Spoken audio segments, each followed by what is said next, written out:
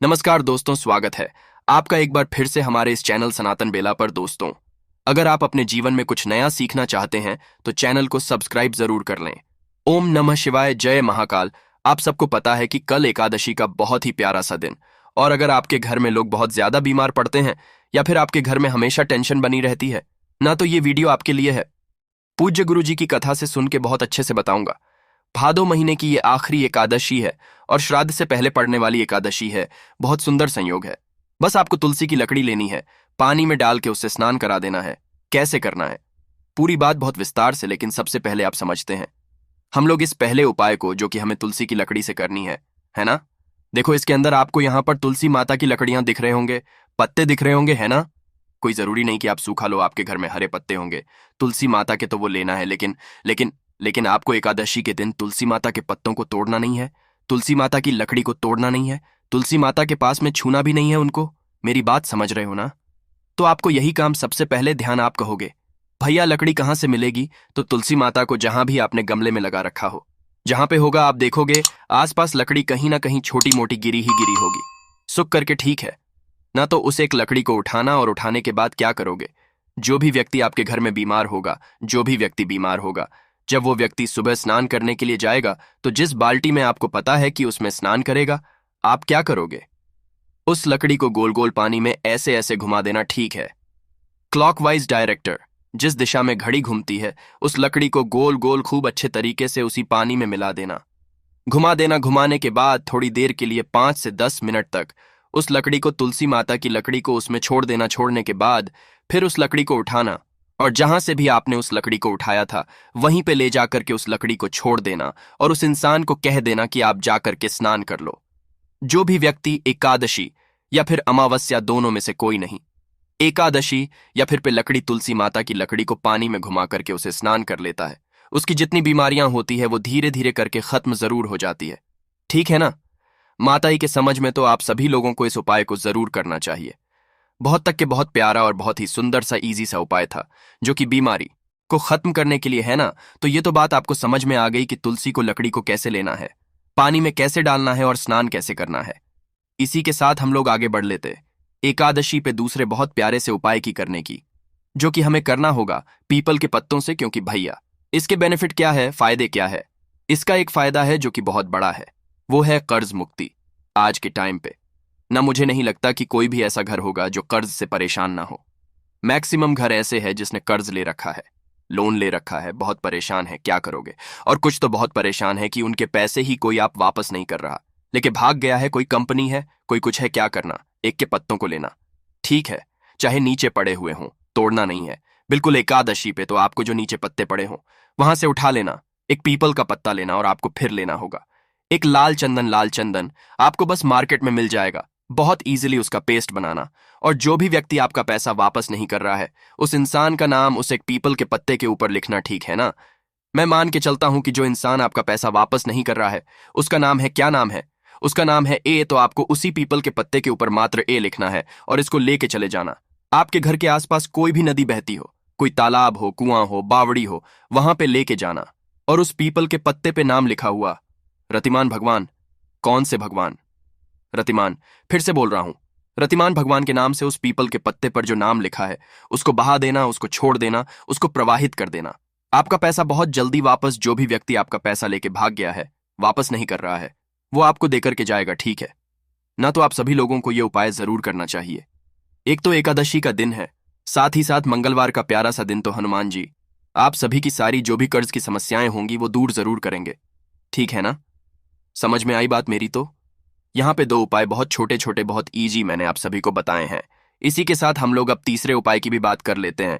और ये तीसरा उपाय किसके लिए है और क्या है, उससे पहले एक छोटा सा काम आप सब कर लीजिए, वो है कि वीडियो को कर दीजिए लाइक, जिसने अभी तक नहीं किया।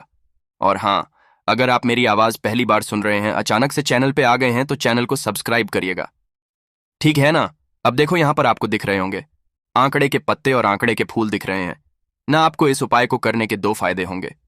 पहला फायदा तो ये होगा कि बीमारी खत्म हो जाएगी, और दूसरा फायदा ये होगा कि अगर आप बहुत ज्यादा कष्ट में हो, कोई आपकी ऐसी इच्छा है जो बहुत दिनों से पूरी नहीं हो पा रही है, तो इस उपाय को करना है। स्क्रीन पर आपको 2 चीजें दी, आंकड़े का फूल है, आपको लेने होंगे 11 आंकड़े के पत्ते कितने गिन करके 11 आंकड़े के पत्ते लेना और एक आपको सफेद फूल लेना है। आंकड़े का सफेद फूल, आंकड़े में भी दो फूल आते हैं, एक पिंक कलर का होता है, एक व्हाइट कलर का। तो हमें व्हाइट कलर वाला एक फूल लेना, ठीक है। दो सामान ले लिया। फिर आपको क्या करना है, एक तांबे का लौटा लेना और इसमें जल भर लेना। कहां से? अपने घर से, ठीक है ना। जल भर लिया और आपको फिर महादेव के शिवलिंग के पास में जाना होगा। फेस रखना उत्तर दिशा, यानी कि नॉर्थ डायरेक्शन। आपके पास में क्या है? आंकड़े का फूल है। उस आंकड़े के फूल को महादेव के शिवलिंग के ठीक ऊपर आपको रखना होगा। अवधूतेश्वर महादेव या फिर कुंदकेश्वर महादेव, फिर से बोल रहा हूं, अवधूतेश्वर महादेव या फिर कुंदकेश्वर महादेव के नाम से समर्पित करना। जो डंडी हो जाएगी वो होगी बाहर की तरफ और जो फूल होगा वो हो जाएगा की तरफ। इतना करके जो व्यक्ति बीमार है उसका नाम और गोत्र बोल करके आपको जल उसी आंकड़े के फूल के ऊपर समर्पित कर देना है, ठीक है ना।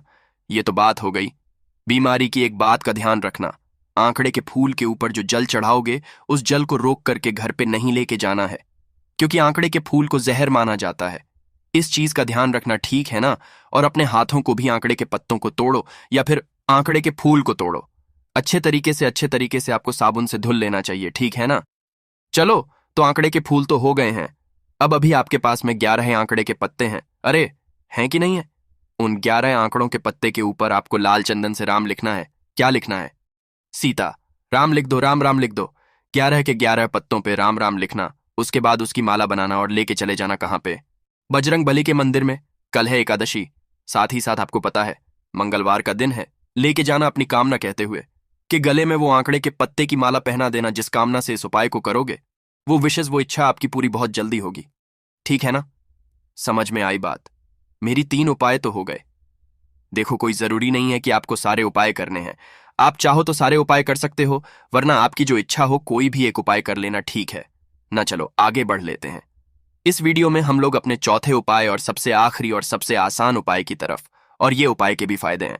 आपकी बहुत पुरानी कोई मनोकामना है, इच्छा है, अधूरी है, पूरी नहीं हो पा रही है, तो आपको करना चाहिए, ठीक है ना। देखो, अब आपको एक चीज ये बता दूं कि अगर आपको मुझसे फोन पे बातें करनी है, मैसेज बातें करनी है, तो नीचे आपको सब्सक्राइब के बगल में ज्वाइन का बटन दिख रहा है। आप हमें वहां पे जुड़ सकते हैं। या फिर आपको मुझसे इंस्टाग्राम, फेसबुक पे बातें करनी है तो वहां पे सर्च करके मिल सकते हैं, द नेचुरल प्लान 108, ठीक है ना। देखो, स्क्रीन पर आपको दिख रहा होगा बेलपत्र, तो आपको एक बेलपत्र लेना है। बहुत प्यारी सी, बहुत सुंदर सी। साथ ही आपको इत्र भी लेना होगा, मात्र बस 1 बूंद इत्र की चाहिए। अब देखो, यहां पर दोनों चीजों का जो उपाय है वो डिफरेंट है, अलग अलग करना है। आपको लेना होगा एक तांबे का लोटा जिसमें जल भरना होगा। कहां से? अपने घर से। अब जो नियम बताऊंगा मेरी बात बहुत ध्यान से सुनना। फेस रखना उत्तर दिशा, 9 डायरेक्शन। आपके पास में 3 चीजें हैं। पहला है एक लोटा जल, दूसरा है आपके पास में बेलपत्र और तीसरा आपके पास में है इत्र, है ना। आपके पास में जो पहला सादा जल है वो महादेव के शिवलिंग के ऊपर श्री शिव ध्यान करते हुए समर्पित करना। पहले सादा जल चढ़ा देना। दूसरा आपके पास में क्या है? इत्र है, ठीक है ना। दूसरी बार क्या करोगे? फिर से उसमें जल भरना कलश में और उसके बाद 2 से 4 बूंद इत्र डालना और उसके बाद अपनी कामना कहते हुए महादेव के शिवलिंग के ऊपर सुगंधित जल समर्पित करेंगे, कुंदकेश्वर महादेव के नाम से। किसके नाम से? कुंदकेश्वर महादेव के नाम से। अभी फिर वीडियो खत्म नहीं हुई है। अभी आप फिर उसी कलश के अंदर जल भर के लेके आना और आपके उसमें अभी बेलपत्र है। फिर तीसरा जल बेलपत्र को उस कलश के अंदर डालना और अपनी कामना कहते हुए महादेव के शिवलिंग के ठीक ऊपर समर्पित कर देना। जो कामना है, फिर से समझा रहा हूं। पहला जल बिल्कुल साधा साधा चढ़ाओगे, दूसरा जल आपको चढ़ाना होगा इत्र डाल करके और तीसरा जल आपको चढ़ाना होगा बेलपत्र डाल करके। यह उपाय एक नियम से करेंगे। कोई जरूरी नहीं कि आपको एक ही दिन करना है। जब भी आपको जल चढ़ाओ, एक नियम से कि 2 दिन करूंगा, 3 दिन करूंगा, 6 दिन करेंगे। देखिएगा, जिस कामना से, जिस विषय से, जिस इच्छा से इस उपाय को करोगे वो विशेष आपकी पूरी जरूर होंगी। कोशिश की इस पूरी वीडियो में मैंने आप सभी को बहुत अच्छा, बहुत प्यार से समझाने की। तो वीडियो पसंद आई हो तो लाइक करिएगा। कुछ पूछना हो, नहीं समझ में आया, नीचे कमेंट सेक्शन में पूछे। और जितने भी भाई बहन मेरी इस आवाज को पहली बार सुन रहे हैं तो चैनल को सब्सक्राइब करिएगा। ओम नमः शिवाय, जय महाकाल।